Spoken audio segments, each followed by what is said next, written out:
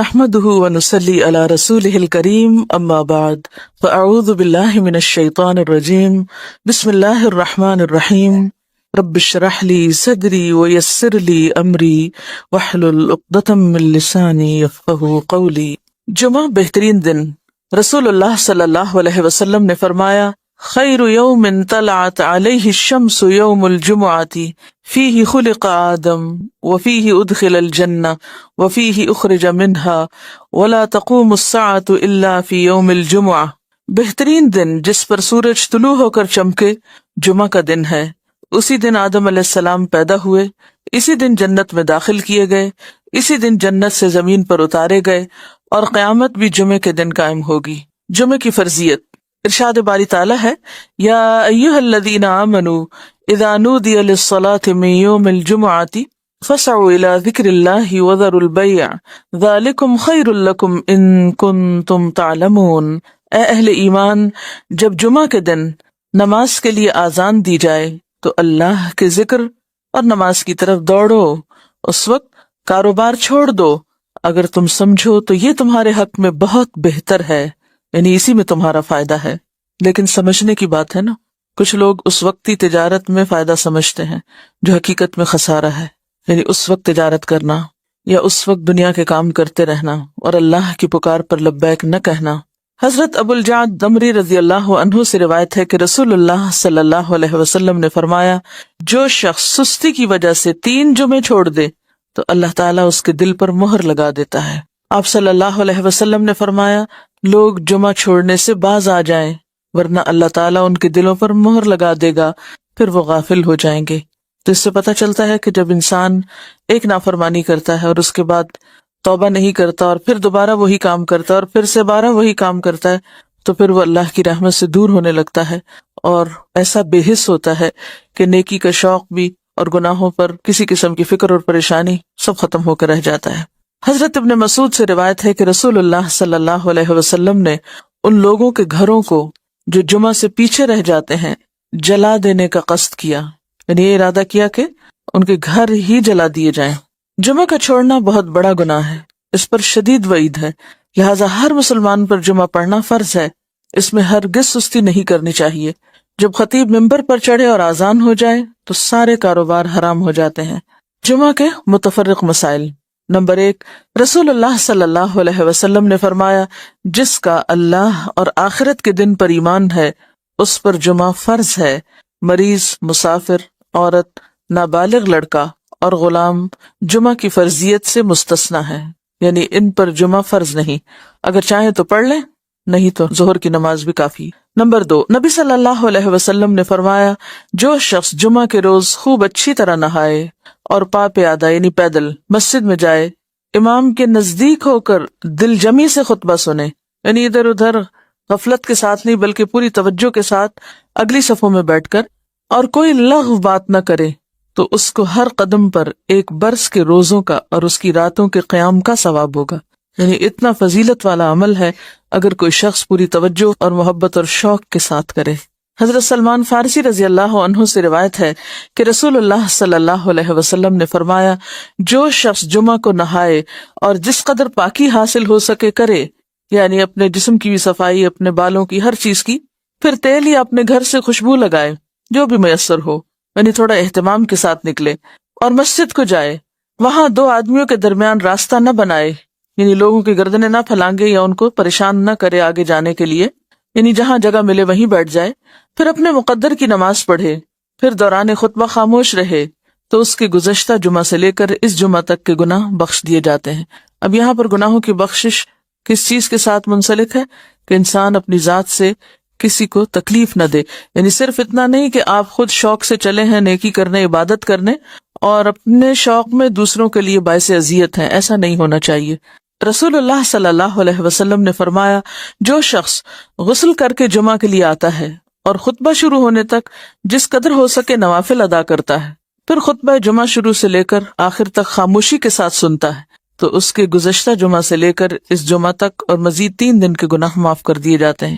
حضرت عبداللہ بن عباس رضی اللہ عنہ فرماتے ہیں، مسجد نبوی کے بعد جو سب سے پہلا جمعہ پڑھا گیا وہ بحرین کے گاؤں جوافہ میں عبد القیس کی مسجد میں تھا۔ اس سے کیا پتہ چلتا ہے کہ جمعہ صرف بڑے شہر میں نہیں بلکہ گاؤں وغیرہ میں بھی پڑھا جا سکتا ہے، یا جہاں بھی لوگوں کی آبادی ہو، اکٹھے رہتے ہوں، وہاں پر جمعہ پڑھنا چاہیے، یہ جمعے کا اہتمام کیا جانا چاہیے۔ یہاں اس موقع پر میں یہ یاد دہانی آپ کو کرا دوں کہ جن خواتین کے لڑکے ہیں خاص طور پر، ان کو، اپنے شوہروں کو، اپنے مرد رشتہ داروں کو یہ احادیث ضرور پڑھوا دیں یا ان کو یاد دہانی کرا دیں، تاکہ وہ اگر جاتے بھی ہیں جمعہ پڑھنے تو شوق سے جایا کریں اور ان آداب کا خیال بھی رکھیں جو رکھنے چاہیے۔ اسد بن زرارہ نے نقی الخدمات کے علاقے میں بنو بیازہ کی بستی حزم النبیت جو مدینہ سے 1 میل کے فاصلے پر تھی اس میں جمعہ قائم کیا۔ حضرت عبداللہ بن عمر مکہ اور مدینہ کے درمیان بسنے والے لوگوں کو جمعہ پڑھتے دیکھتے تو اعتراض نہ کرتے۔ نمبر 4، حنین کے دن بارش ہو رہی تھی تو رسول اللہ صلی اللہ علیہ وسلم نے اپنے منادی کو حکم دیا، آج اپنی اپنی قیام گاہوں میں نماز پڑھنے کا اعلان کر دو، اور وہ جمعہ کا دن تھا۔ یعنی اگر بارش کا موسم ہو اور جانے میں تکلیف ہو تو ایسی صورت میں پھر ظہر کی نماز گھر پہ پڑھی جا سکتی ہے جب نکلنے میں حرج ہو۔ حضرت ابو ہریرہ سے روایت ہے کہ نبی صلی اللہ علیہ وسلم نے فرمایا، آج کے دن 2 عیدیں، عید اور جمعہ اکٹھی ہو گئی ہیں، جو شخص صرف عید پڑھنا چاہے اسے وہ کافی ہے، لیکن ہم عید اور جمعہ دونوں پڑھیں گے۔ یعنی اگر ایک ہی دن میں 2 چیزیں ہوں تو ایک کی رخصت ہے، یعنی عید پڑھنا کافی ہے، جمعہ جو ہے اس کی بجائے ظہر کی نماز بھی پڑھی جا سکتی ہے، لیکن آپ صلی اللہ علیہ وسلم نے پھر بھی دونوں چیزوں کو پڑھنا پسند فرمایا، اگرچہ سہولت رکھی۔ عبداللہ بن زبیر رضی اللہ عنہ کے زمانے میں جمعہ کے دن عید ہوئی تو انہوں نے نماز عید پڑھائی، جمعہ نہ پڑھایا۔ اس واقعے کی خبر ابن عباس کو ملی تو انہوں نے فرمایا، ان کا یہ عمل سنت کے مطابق ہے۔ نمبر 6، رسول اللہ صلی اللہ علیہ وسلم نے فرمایا، اگر گنجائش ہو تو جمعہ کے لیے روزانہ استعمال ہونے والے کپڑوں کے علاوہ کپڑے بناؤ۔ یعنی اگر گنجائش ہو اور آسانی ہو اور سہولت ہو، اس سے یہ مطلب نہیں کہ ہر ہفتے نیا جوڑا سلوایا جائے، اس کا مطلب یہ ہے کہ جمعے کا جوڑا مخصوص بھی رکھا جا سکتا ہے، ٹھیک ہے، یعنی ایک دفعہ آپ نے سلوا لیا، اس کو ہر روز پہننے کی بجائے جمعے کے دن پہنا جائے، یعنی جمعے کا لباس مخصوص کیا جا سکتا ہے عام روزمرہ کے لباس سے۔ یعنی اہتمام کی بات ہے، اصل میں صرف نئے کپڑے سلوانے کی بات نہیں ہے۔ نبی صلی اللہ علیہ وسلم نے دوران خطبہ گوٹ مار کر بیٹھنے سے منع فرمایا۔ گوٹ مارنا اس طرح بیٹھنے کو کہتے ہیں کہ ہاتھ یا کپڑے کے ساتھ رانوں کو پیٹ سے ملا کر بیٹھیں، ٹھیک ہے، اس طرح بیٹھنے سے عموماً نیند آ جاتی ہے اور پھر آدمی خطبہ نہیں سن سکتا۔ علاوہ ازیں اس حالت میں آدمی اکثر گر پڑتا ہے یا بے حجاب ہونے کا بھی اہتمام ہوتا ہے۔ بیٹھ کے دکھائی، جی ہاں، اس طرح، یعنی بہت ہی ریلیکس قسم کی اور کیجول قسم کی سٹنگ ہے، یہ اس سے منع کیا گیا ہے۔ نمبر 8، جابر بن سمرہ رضی اللہ عنہ سے روایت ہے کہ رسول اللہ صلی اللہ علیہ وسلم کھڑے ہو کر خطبہ دیتے اور 2 خطبوں کے درمیان بیٹھتے۔ جو شخص یہ کہے کہ آپ بیٹھ کر خطبہ دیتے تھے اس نے غلط بیانی کی۔ حضرت کعب بن عجرہ سے روایت ہے کہ وہ مسجد میں داخل ہوئے اور عبد الرحمن ابن ام الحکم بیٹھے ہوئے خطبہ دے رہے تھے۔ کعب نے کہا، اس خبیث کی طرف دیکھو، بیٹھے ہوئے خطبہ دیتا ہے، حالانکہ اللہ تعالیٰ فرماتے ہیں، وَإِذَا رَأَوْا تِجَارَةً أَوْ لَهْوًا انفضوا إِلَيْهَا وَتَرَكُوكَ قَائِمًا، اور جب یہ لوگ کوئی سودا بکتا دیکھتے ہیں یا کوئی تماشا دیکھتے ہیں تو اس کی طرف بھاگ اٹھتے ہیں اور آپ کو خطبے میں کھڑا ہی چھوڑ دیتے ہیں۔ قرآن پاک سے یہ بات پتہ چلتی ہے کہ خطبہ کھڑے ہو کر دینا چاہیے۔ اب یہاں پر آپ سوچ رہے ہوں کہ بہت سخت لفظ استعمال کیا اور شاید ان کے پیچھے یا چھپ کے یا غیبت کے طور پہ کیا، تو اصل بات یہ ہے کہ صحابہ کرام کے اندر آپ نے ایک چیز دیکھی ہوگی کہ وہ سنت کے خلاف کوئی چیز برداشت نہیں کرتے تھے، کیونکہ وہ اللہ کے رسول صلی اللہ علیہ وسلم کو اپنی ذات، اپنی اولاد، اپنے والدین، اپنی ہر چیز سے زیادہ محبوب رکھتے تھے اور آپ کی باتوں کو بھی اسی طرح اہمیت دیتے تھے، لہٰذا کہیں وہ کوئی چیز آپ کی سنت کے خلاف ہوتے دیکھتے تو وہ ان کے لیے بہت ہی سخت ہوتی اور اسی لیے سخت الفاظ بھی استعمال کر جاتے۔ تو بات یہ کہ اسی کا نام من احب للہ و ابغض للہ ہے، و آتا للہ و منع للہ۔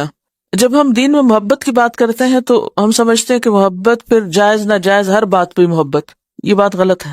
ٹھیک ہے، درست چیز کو اپریشیٹ کیا جائے اور جو غلط بات ہے اس کو غلط بتایا جائے، اور غلطی جتنی زیادہ بڑی ہو اس کے لیے اتنا ہی فرم ہونا چاہیے، اس کے لیے پھر ڈھیلا ڈھالا رویہ نہیں اختیار کرنا چاہیے جبکہ بات پوری طرح دوسروں کو بتائی بھی جا چکی ہو۔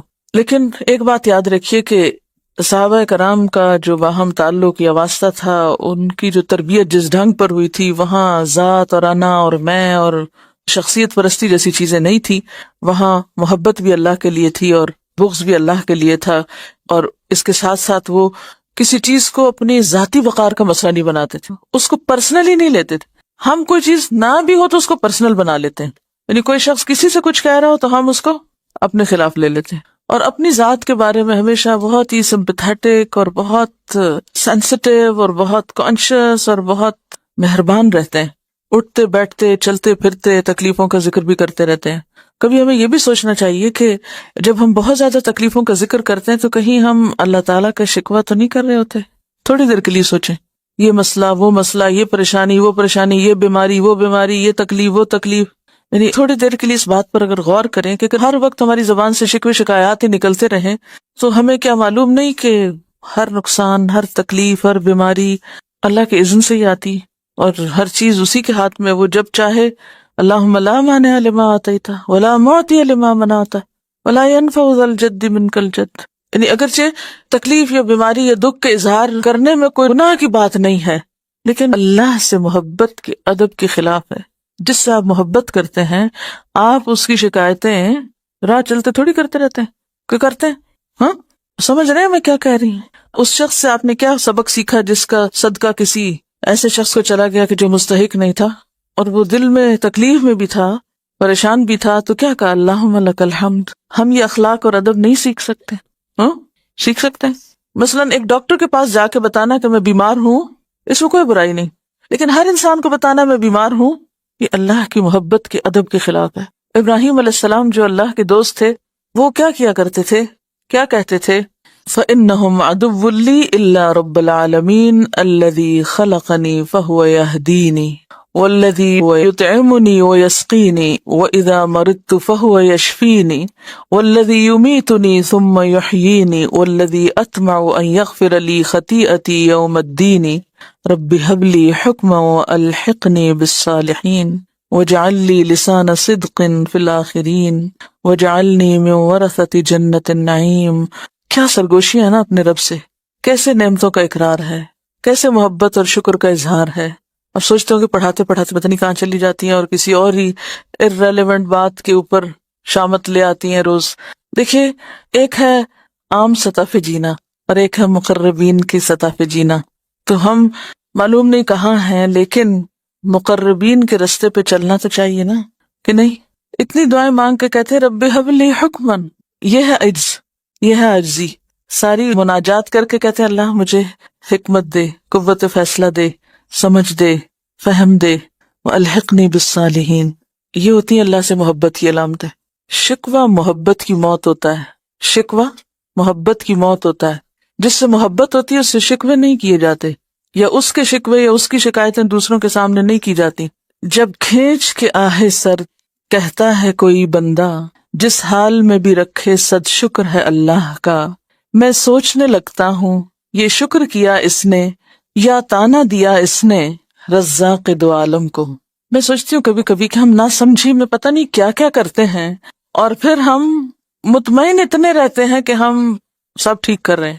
یہ جو دھوکہ ہے نا نفس کو، اور یہ جو خوش فہمی اور غلط فہمی ہے ہمیں اپنے بارے میں، اس کے لیے دعا کیا کریں کہ یا اللہ مجھے میرے عیب دکھا، کیونکہ یہ جو دھوکہ ہے خود کا سخت نقصان دہ ہے. اور دنیا میں ہمیں کوئی نہیں پتا چل رہا کہ ہم نیکی کے پردے میں کیا کیا گڑبڑ کر رہے ہیں. قیامت کے دن جب اعمال نامے سامنے آئیں گے نا، نمبر لگ کے، تو ہوش اڑ جائیں گے کہ یہ میں کس غلط فہمی میں رہا. رسول اللہ صلی اللہ علیہ وسلم نے جمعہ کا خطبہ دیا.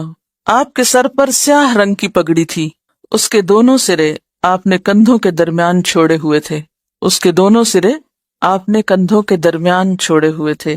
رسول اللہ صلی اللہ علیہ وسلم نے جمعہ کے دن مسجد میں نماز جمعہ سے پہلے حلقہ بنانے سے منع فرمایا ہے. یعنی کہ صبح سے آ کے وہاں حلقہ بنا کے بیٹھ جاؤ، کچھ پڑھنے لگ جاؤ. اب سوال یہ پیدا ہوتا ہے کہ جمعہ سے پہلے اس سے منع کیوں کیا گیا؟ دعا مانگ کے جواب دے اللہ سے کہ اللہ صحیح حکمت دے اور صحیح بات کی توفیق دے.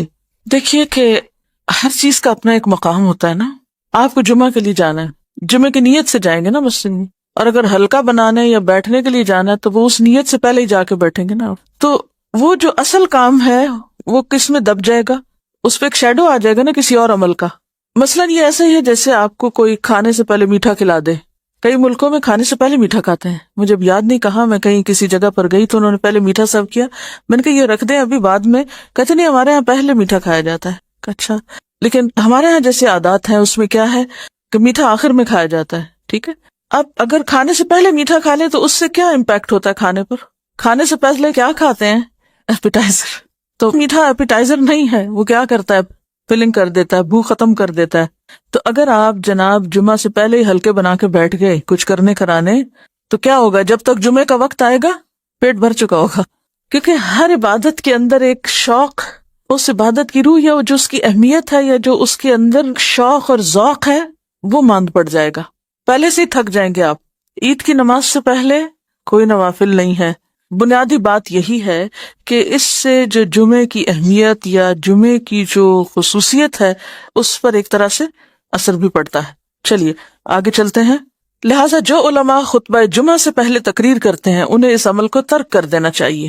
حضرت انس رضی اللہ عنہ کہتے ہیں کہ رسول اللہ صلی اللہ علیہ وسلم شدت کی سردی میں جمعہ کی نماز سویرے پڑھتے تھے اور شدت کی گرمی میں دیر سے پڑھتے تھے. حضرت جابر کہتے ہیں کہ جب رسول اللہ صلی اللہ علیہ وسلم خطبہ ارشاد فرماتے تو آپ کی آنکھیں سرخ ہو جاتی، آواز بلند ہوتی اور جوش میں آ جاتے تھے، گویا کہ آپ ہمیں کسی ایسے لشکر سے ڈرا رہے ہیں جو صبح یا شام ہم پر حملہ کرنے والا ہے. اور فرماتے کہ میں اور قیامت ساتھ ساتھ اس طرح بھیجے گئے ہیں، آپ اپنی شہادت کی اور درمیانی انگلی کو ملا دیتے. یعنی میرے بعد اب اور کوئی پیغمبر نہیں آئے گا، میرے بعد اب قیامت ہی آئے گی. تو اس سے کیا بات پتہ چلتی ہے؟ اس سے یہ بات پتہ چلتی ہے کہ تعلیم اور خطبے میں فرق ہوتا ہے. تعلیم میں آپ کا انداز کیا تھا؟ آہستہ آہستہ بولتے، لفظ گنے جا سکتے تھے، ایک بات بعض اوقات 3 بار بھی دہراتے. لیکن خطبے کا انداز فرق تھا، وہ زوردار ہوتا تھا، وہ شدت والا ہوتا تھا، اس میں ایک انذار کا پہلو غالب ہوتا تھا، وہ لوگوں کو جھنجھوڑنے والا ہوتا تھا، غفلت سے جگانے والا ہوتا تھا، بیدار کرنے والا ہوتا تھا. اس سے کیا بات سامنے آتی ہے کہ ہر موقع کی مناسبت سے تعلیم کا انداز اور تربیت کا فرق ہونا چاہیے. ہر وقت ایک ہی روٹین میں کام نہیں کرنا چاہیے، ویسے بھی طبیعتیں پھر اکتانے لگتی. نبی صلی اللہ علیہ وسلم نے فرمایا امام کے ساتھ جتنی نماز پالو وہ پڑھو اور جو رہ جائے اسے پورا کرو. اس حدیث کی روح سے نماز جمعہ کی دوسری رکعت کے سجدہ یا تشہد کو پانے والا سلام پھرنے کے بعد اٹھ کر 2 رکعتیں پڑھے گا، 4 نہیں، کیونکہ اس کی فوت شدہ نماز 2 رکعتیں ہیں، 4 رکعتیں نہیں. یعنی جمعہ اگر اپنے آخری حصے میں آپ نے پایا، ایسا امام جو تھا وہ آخری سجدہ کر رہا تھا اور آپ مسجد میں داخل ہوئے، یا وہ تحیات بیٹھے تو سلام سے پہلے آپ بیٹھ گئے ساتھ، تو ایک طرح سے جمعے کا ثواب تو مل گیا. لیکن بعد میں 2 رکعتیں پڑھی جائیں گی، ظہر بنا کے 4 نہیں پڑھی جائیں گی. دوران خطبہ 2 رکعتیں پڑھ کر بیٹھو. رسول اللہ صلی اللہ علیہ وسلم جمعہ کا خطبہ ارشاد فرما رہے تھے کہ ایک شخص سلیق غطفانی مسجد میں آئے اور 2 رکعتیں پڑھے بغیر بیٹھ گئے. نبی صلی اللہ علیہ وسلم نے پوچھا کیا تم نے 2 رکعتیں پڑھی ہیں؟ اس نے عرض کی نہیں یا رسول اللہ. آپ نے فرمایا کھڑے ہو جاؤ اور 2 رکعتیں پڑھ کر بیٹھو. پھر آپ نے ساری امت کے لیے حکم دے دیا جب تم میں سے کوئی ایسے وقت مسجد میں آئے کہ امام خطبہ دے رہا ہو تو اسے 2 مختصر سی رکعتیں پڑھ لینی چاہیے، یعنی خطبے کے دوران بھی پڑھ سکتا ہے. جمعہ سے پہلے نوافل کی تعداد مقرر نہیں، بلکہ نبی صلی اللہ علیہ وسلم نے اجازت دی کہ جتنے بآسانی پڑھ سکتے ہیں پڑھ لیں. یعنی ایک دفعہ آپ مسجد میں آ گئے ہیں، آپ 2 پڑھیں، 4 پڑھیں، 6 پڑھیں، جتنے آپ کے پاس موقع ہے، وقت ہے، تو انتظار میں فارغ بیٹھنے کی بجائے بہترین ذکر ہے نماز وہ کریں، مگر کم از کم 2 ضروری ہیں. گردنیں نہ پھلانگے. حضرت عبداللہ بن بسر رضی اللہ عنہ سے روایت ہے کہ جمعہ کے دن رسول اللہ صلی اللہ علیہ وسلم خطبہ دے رہے تھے کہ ایک شخص لوگوں کی گردنیں پھلانگتا ہوا آنے لگا تو آپ نے یہ دیکھ کر فرمایا بیٹھ جاؤ، تم نے لوگوں کو ایذا دی اور دیر لگائی ہے. آنیت و آذیت، دیر سے پہنچے ہو اور تکلیف دے رہے ہو، بعد میں آئے ہو اور گردنیں پھلانگ پھلانگ کے آگے آ کے بیٹھ رہے ہو. یہ بد اخلاقی بھی ہے، کیونکہ پہلے آنے والوں کا حق پہلا ہے. ہمیں تھوڑا سا اس بات کا ضرور خیال رکھنا چاہیے کہ ہر وقت اپنی ہی ذات کو اہم نہیں سمجھنا چاہیے کہ میں امپورٹنٹ ہوں، مجھے آگے جگہ ملنی چاہیے، مجھے قریب. اگر آپ کو اتنا ہی شوق ہے تو پھر آپ وقت پر آئیں. یعنی کوئی بھی کام جس میں دوسروں کا نقصان ہو اور اپنا فائدہ ہو تو ضرور اس کا وزن کرنا چاہیے کہ میں کسی کو نقصان دے کر اپنا فائدہ حاصل کر رہی ہوں تو یہ میں کس قسم کی نیکی کما رہی ہوں. دیکھیے آپ ایک نیکی کرتے ہیں جس میں آپ نیکی کر رہے ہیں اور دوسرے کا کوئی نقصان نہیں، دوسرے کو کوئی تکلیف نہیں. لیکن اگر آپ نیکی کر رہے ہیں اور دوسرے کو تکلیف پہنچ رہی ہے اس سے، تو پھر آپ کو سوچنا پڑے گا کیوں؟ آپ پہلے دفع مضرت کریں گے یا پہلے جلب منفعت کریں گے؟ دفع مضرت کریں گے نا، ٹھیک ہے نا، یعنی دوسروں کی تکلیف کو پہلے دور کریں۔ اس کی چھوٹی سی مثال ہے، مثلاً آپ کو شوق ہے بلند آواز سے قرات کرنے کا، لیکن آپ کے آس پاس اور بہت سے لوگ ہیں، بلند آواز سے قرات پسندیدہ ہے، منع نہیں ہے، لیکن اگر آپ بلند کریں اور دوسرے اپنا ذکر بھی نہیں کر پا رہے، کسی کام کے قابل نہیں، تو آپ کیا کر رہے ہیں؟ یہ کس قسم کی نیکی کر رہے ہیں؟ اس نیکی سے بہتر ہے کہ آپ دوسروں کو تکلیف سے بچائیں۔ اسی طرح کوئی شخص سو رہا ہے اور آپ تہجد پڑھنے کے لیے دروازہ کھول رہے ہیں، بند کر رہے ہیں، اذیت دے رہے ہیں دوسرے کو، تو کوئی بھی نیکی نہیں اگر اس نیکی کے پیچھے دوسروں کو اذیت دینا اور دوسروں کو تکلیف دینا اور دوسروں کو تنگ کرنا اور زچ کرنا اور دوسروں پہ بوجھ ڈالنا شامل ہو جائے۔ آپ نیکی ایسی کریں کہ جو دوسروں کے لیے تکلیف کا سبب نہ بنے۔ تو جمعہ کی نماز کے لیے آنے والوں کو جہاں جگہ ملے وہاں بیٹھ جانا چاہیے، دوسروں کو تکلیف نہیں دینی چاہیے۔ اب پہلے آنے والوں کا ثواب، حضرت ابو ہریرہ کہتے ہیں کہ رسول اللہ صلی اللہ علیہ وسلم نے فرمایا، فرشتے جمعہ کے دن مسجد کے دروازے پر ثواب لکھنے کے لیے کھڑے ہوتے ہیں اور سب سے پہلے آنے والے کا نام لکھ لیتے ہیں، پھر اس کے بعد آنے والے کا، اسی طرح لکھتے جاتے ہیں۔ جو شخص نماز جمعہ کے لیے اول وقت مسجد میں جاتا ہے اس کو اتنا ثواب ملتا ہے جتنا مکہ میں قربانی کے لیے اونٹ بھیجنے والے کو ثواب ملتا ہے۔ پھر جو بعد میں آتا ہے اس کو اتنا ثواب ملتا ہے جتنا مکہ میں قربانی کے لیے گائے بھیجنے والے کو، اس کے بعد آنے والے کو دمہ بھیجنے والے کے برابر، اس کے بعد آنے والے کو مرغی اور اس کے بعد آنے والے کو انڈا صدقہ کرنے والے کی مانند اجر ملتا ہے۔ پھر جب امام خطبہ دینے کے لیے نکلتا ہے تو فرشتے دفتر لپیٹ دیتے ہیں اور خطبہ سننے لگتے ہیں۔ رجسٹریشن کمپلیٹ، کون کون داخل ہو گیا اس ثواب میں، بس اب دروازہ بند۔ تو نیکی کے کاموں میں تاخیر کرنا اور ہمیشہ ڈیلے کرنا اور پیچھے رہنا، اس کے بارے میں حدیث آپ نے پڑھی ہوگی کہ کچھ لوگ پیچھے رہتے جاتے ہیں حتیٰ کہ اللہ ان کو پیچھے ڈال دیتا ہے۔ تو اس چیز کو ضرور مد نظر رکھیں کہ نیکی کے کام میں آگے بڑھنے والے ہی السابقون السابقون ہوتے ہیں، اللہ یہ کہ کوئی عذر ہو، کوئی تکلیف ہو، وہ اور بات ہے، لیکن عادت نہیں بنا لینی چاہیے سستی اور کسل مندی اور تاخیر کی۔ اچھا کوئی بات نہیں، پھر صحیح۔ رسول اللہ صلی اللہ علیہ وسلم نے فرمایا، جمعہ کے دن ایک گھڑی ایسی ہے کہ جو مسلمان اس گھڑی میں اللہ سے بھلائی کا سوال کرے تو اللہ تعالیٰ اس کو قبول کرتا ہے۔ نبی صلی اللہ علیہ وسلم نے فرمایا، جمعہ کی قبولیت کی گھڑی امام کے ممبر پر بیٹھنے سے لے کر نماز کے خاتمے تک ہے، یعنی اس سارے وقت میں کوئی بھی وقت انتہائی قبولیت کا۔ اچھا اب نشاندہی بھی کر دی گئی اور بتا بھی دی گئی کہ ایک گھڑی، اس سے کیا فائدہ ہوگا کہ لوگ اس وقت کو پوری طرح اللہ کی طرف متوجہ ہو کے گزاریں گے کہ معلوم نہیں کون سی گھڑی اور میں اس گھڑی میں ادھر ادھر دیکھتا ہوا غافل رہ کے وقت ضائع کر بیٹھوں، یہ چانس گنوا بیٹھوں۔ اگر کوئی آپ کو یہ کہے کہ اگلے 10 منٹ میں آپ کے اوپر چھت سے ایک سونے کا انڈا نیچے گرنے والا ہے تو آپ کیا کریں گے؟ اس 10 منٹ میں تو سانس بھی نہ لیں، شاید آنکھ بھی نہ جھپکیں کہ کہیں ایسا نہ ہو کہ میں آنکھ بند کر جاؤں اور وہ انڈا مس ہو جائے مجھ سے۔ ہاں، غافل نہیں ہوں گے۔ تو آپ دیکھیے کہ کسی ایک دعا کا قبول ہو جانا سونے کے انڈے سے کہیں زیادہ قیمتی، لیکن عموماً جب خیر و بھلائی اور برکت کی تقسیم ہوتی ہے تو ہم اسی قسم کی غفلت کا ثبوت دیتے ہیں اور توجہ نہیں کرتے، اور کبھی سونے لگتے ہیں اور کبھی ادھر ادھر توجہ کرنے لگتے ہیں۔ تو جمعے کا وقت خطبے سے لے کر نماز تک، دعا تک، بہت ہی بہترین گھڑیوں میں سے جب بندہ اپنے رب کے قریب ہوتا ہے، لہٰذا آنا بھی جلدی چاہیے کہ سابقون ہوں، اور سابقون کون ہوتے ہیں؟ المقربون ہوتے ہیں، اور مقربون وہی ہو سکتے ہیں کہ جو ایسے مواقع کو بخوبی استعمال کرنا جانتے ہوں اور ان مواقع میں غافل نہ ہوں۔ بعض اوقات ایک لمحے کی غفلت انسان کو سالوں پیچھے لے جاتی۔ خطبہ جمعہ کے مسائل، رسول اللہ صلی اللہ علیہ وسلم 2 خطبے ارشاد فرماتے، ان کے درمیان بیٹھتے، خطبہ میں قرآن مجید پڑھتے اور لوگوں کو نصیحت کرتے۔ آپ کی نماز بھی اوسط درجے کی اور خطبہ بھی اوسط درجے کا ہوتا، بہت طویل خطبہ نہیں ہوتا تھا۔ آپ نے فرمایا کہ آدمی کی لمبی نماز اور مختصر خطبہ دانائی کی علامت ہے، یعنی عقل مندی کی بات ہے، پس نماز عام نمازوں کی نسبت طویل کرو اور خطبہ عام خطبوں کی نسبت مختصر کرو۔ نبی صلی اللہ علیہ وسلم خطبہ جمعہ میں سورۃ قاف کی تلاوت فرماتے تھے۔ حضرت ابو ہریرہ رضی اللہ عنہ روایت کرتے ہیں کہ رسول اللہ صلی اللہ علیہ وسلم نے فرمایا، جمعہ کے خطبہ میں جب تو اپنے پاس بیٹھنے والے کو یہ کہے کہ چپ رہو تو بلا شبہ تم نے بھی لغو کام کیا، یعنی اتنا بولنے کی بھی اجازت نہیں کہ انسان کسی سے کہے بی کوائٹ یا چپ. چپ لفظ بولنا جو ہے یہ بھی لغو میں شمار ہوتا ہے، کیونکہ پیچھے آیا نا کہ جس نے لغو بات نہ کی، تو ہم سمجھتے ہیں لغو بات سے مراد کوئی شاید قصے کہانیاں ہیں یا کوئی لطیفے سنانا ہے یا فضول باتیں ہیں. نہیں، بالکل جینون بات کرنا کہ ایک شخص شور کر رہا ہے یا بول رہا ہے تو اس کو چپ کرانا، یا امر بالمعروف یا نہی عن المنکر جو ہے وہ بھی اس وقت منع ہے. یہ ساری چیزیں کس چیز کی علامت ہے؟ یہ سارے جو ادب آداب جمعے کے دن سکھائے جا رہے ہیں، نہا دھو کے جاؤ، اس جمعے سے پہلے مت بیٹھو طویل وہاں، اور پھر خطبہ مختصر ہو، اور پھر اس مخصوص وقت میں دعا قبول ہوتی ہے. یہ سب چیزیں کیا بتا رہی ہیں؟ کس چیز کی طرف لے جا رہی ہیں؟ یعنی مقصود کیا ہے؟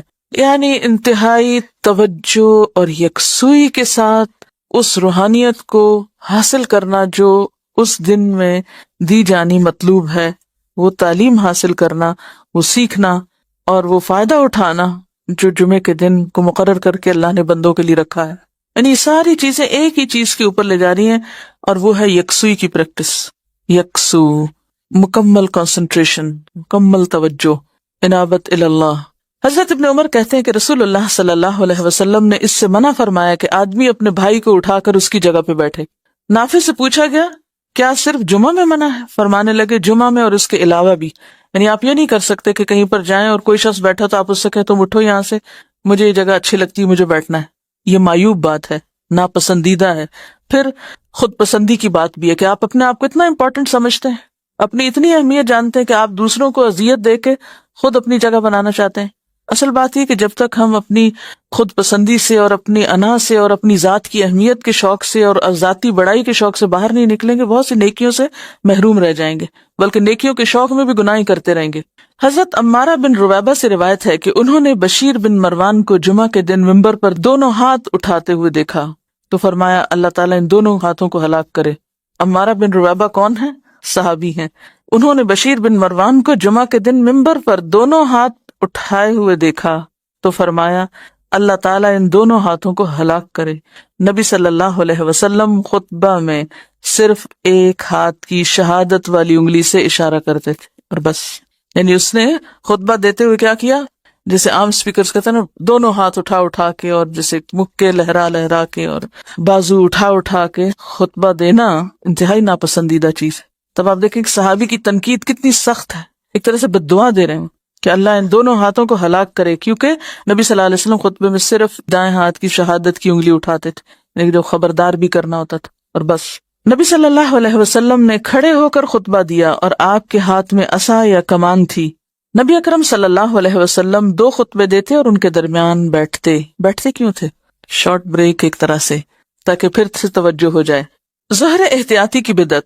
بعض لوگ نماز جمعہ کے علاوہ ظہر احتیاطی پڑھتے ہیں اور اس کا فتویٰ بھی دیتے ہیں، حالانکہ رسول اللہ صلی اللہ علیہ وسلم کی ذات پاک اور آپ کے بے شمار صحابہ کرام سے جمعہ کے بعد نماز ظہر کا پڑھنا کہیں ثابت نہیں. ہم حیران ہیں کہ نماز جمعہ ادا کرنے کے بعد احتیاطاً ظہر کے فرض پڑھنے والے اور پڑھنے کا حکم دینے والے اللہ تعالیٰ کو کیا جواب دیں گے؟ کیا رسول اللہ صلی اللہ علیہ وسلم جمعہ کے بعد ظہر پڑھنا اور لوگوں کو بتانا بھول گئے تھے، جو بعد میں آنے والے لوگوں نے ایجاد کر کے تکمیل دین کی ہے؟ جمعہ کے دن روزہ رکھنا. نبی صلی اللہ علیہ وسلم نے جمعہ کا دن روزے کے لیے اور جمعہ کی شب یعنی جمعرات اور جمعے کے درمیانی رات کو عبادت کے لیے خاص کرنے سے منع فرمایا. پھر آپ دیکھیے کہ جمعے کے دن روزے سے منع کر دیا گیا، کیا حکمت ہو سکتی؟ دیکھیے کہ روزہ رکھ کے ایک طرح سے کچھ کمزوری بھی تو ہو جاتی ہے نا، اور بعض اوقات ہو سکتا ہے کہ آپ کے قریبی علاقے میں جمعے کا اہتمام نہ ہو، آپ کو دور جانا ہو. پھر اسی طرح یہ ہے کہ صرف ایک ہی دن کو مخصوص کر لینا عبادت کے لیے اور باقی سارے دن بھول جانا، یعنی سارا کچھ ایک ہی دن اکٹھا کرنا اور بہت کچھ ایک ہی دن کر کے اور باقی دنوں میں فارغ ہو جانا، ان چیزوں کا سدباب کیا گیا. روزے کے لیے جمعرات کا دن زیادہ پسندیدہ ہے جمعے کی نسبت. اور پھر شب جمعہ جو ہے اس کی عبادت سے بھی روکا گیا، یعنی شب بیداری مت کرو اس رات. کیوں؟ پھر جمعے کا حق مارا جائے گا. کیونکہ بعض اوقات ہم اصل کام تک پہنچتے پہنچتے پہلے خود ساختہ کام شروع کر دیتے ہیں، اور یہ شیطانی حربے بھی بعض اوقات ہوتے ہیں اصل کام سے توجہ ہٹانے کے لیے. اور دیکھیں یہ جو ٹائم مینجمنٹ کے اصول ہیں ان میں ایک بہت ہی بنیادی اور اہم اصول کیا ہے کہ اہم کام سب سے پہلے، اور کاموں کو پرائرٹائز کرنا. یعنی اگر آپ چاہتے ہیں کہ بر وقت کام ہو اور آپ اپنے وقت کا بھرپور استعمال کریں تو اس میں اہم چیز پہلے، اور اپنی ترجیحات کا تعین. کاموں کو پرائرٹائز کرنا یہ بہت اہم ہے. کیوں؟ اس لیے کہ جمعے کے دن کی سب سے اہم عبادت کیا ہے؟ نماز جمعہ، اور اس دن کا خطبہ سننا اور اس کی تیاری کرنا اور بر وقت مسجد پہنچنا. اگر ہم اس کام کے ساتھ کچھ اور کام ایجاد کر لیتے ہیں عبادت کے نام پر جس سے آپ نے منع فرمایا، تو ہم دراصل کیا کر رہے ہیں؟ اصل کام کی ترجیح پر اثر انداز ہو رہے ہیں، یعنی اصل کام کو اہم نہیں بلکہ غیر اہم کر رہے ہیں. عید کے دن بھی روزہ رکھنے سے آپ نے منع فرمایا نا، اور جمعہ بھی ایک چھوٹی عید ہے، ایک طرح سے خوشی کا دن بھی ہے. دیکھیے کہ بعض لوگ تہجد پڑھ لیتے ہیں، فجر قضا کر دیتے ہیں. اسی طرح اگر کوئی شخص جمعے کی رات عبادت کرتا رہے اور جب جمعے کا وقت آئے تو اس وقت وہ سست ہو کے بیٹھ جائے اور خطبہ جمعہ میں بھرپور نیند لے کے اٹھے. کیونکہ اکثر ایسے ہی ہوتا ہے نا، جو لوگ راتوں کو بے وجہ جاگتے ہیں وہ پھر تعلیم کے وقت خوب سوتے ہیں اور سو کر سارے سونے کے انڈے کھو دیتے ہیں. دیکھیے کہ رات کی عبادت اور مخصوص کر لینا اس رات کو اور روزہ رکھنا یہ ایک انفرادی عبادت ہے، لیکن نماز جمعہ ایک اجتماعی عبادت ہے. تو بعض اوقات ہم انفرادی کاموں میں، ذاتی کاموں میں اس طرح لگ جاتے ہیں کہ اجتماعی کام جو ہیں وہ متاثر ہو جاتے ہیں، تو یہ درست نہیں. یعنی اس میں بہت سی حکمتیں ہو سکتی ہیں. جمعہ کا دن اور درود شریف کی کثرت. آپ صلی اللہ علیہ وسلم نے فرمایا، جمعہ کے دن مجھ پر بکثرت درود بھیجو، تمہارا درود مجھے پہنچایا جاتا ہے. جمعہ کی اذان.